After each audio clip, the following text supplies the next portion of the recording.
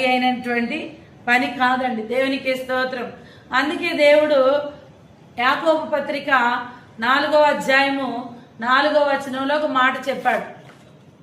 మీరు కాపాడుకోలేరు కాబట్టి మీరు ఆ స్థలానికి వ్యభిచారిణీలారా, ఈ లోక స్నేహము దేవునితో వైరమని మీరెరుగరా. చాలండి. దేవునికి స్తోత్రం.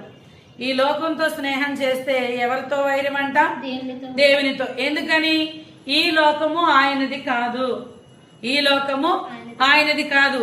యోహాను సువార్త 14వ అధ్యాయము 30వ వచనంలో ఆయన మాట్లాడుతున్నాడు. యేసు ప్రభు వారు శిష్యులతో మాట్లాడుతున్నాడు. ఏమని?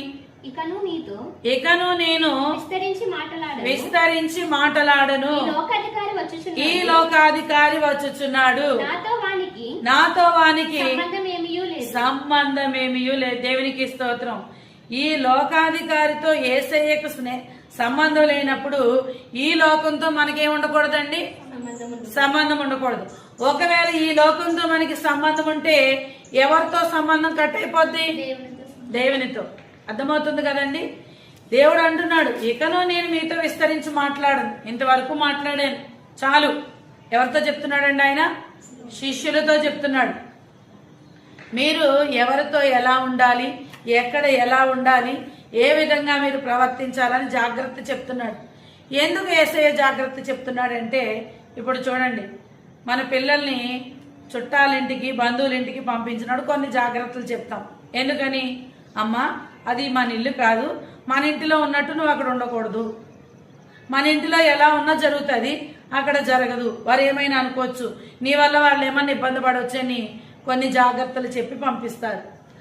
నూతనంగా వివాహం అయిన వారికి కూడా తల్లిదండ్రులు జాగ్రత్తలు చెప్పి పంపిస్తారు. ఇక్కడ లేచినట్లే ఉదయం లేటుగా లేస్తావేమో, అది కరెక్ట్ కాదమ్మా, నువ్వు ఉదయాన్నే లేవాలి అని కొన్ని జాగ్రత్తలు. ఎందుకంటే మనది కాని ప్రాంతానికి మనం వెళుతున్నప్పుడు, మనది కాని ప్రాంతంలో మనం ఉన్నప్పుడు ఎలా ఉండాలో ఆ మెలకువలన్నీ యేసయ్య శిష్యులకి చెప్పాడు.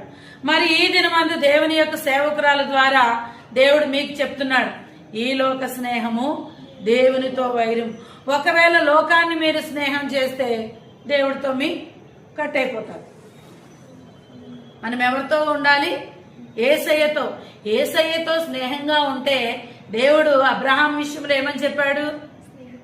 అబ్రహాము నా స్నేహితుడని చెప్పాడు. మరి మన విషయంలో కూడా ఆయన ఆ విధంగా చెప్పాలి. దేవుని నామానికి మహిమ కలుగును గాక. కాబట్టి ఎంతో యథార్థముగాను, నమ్మకంగాను, ధైర్యంగాను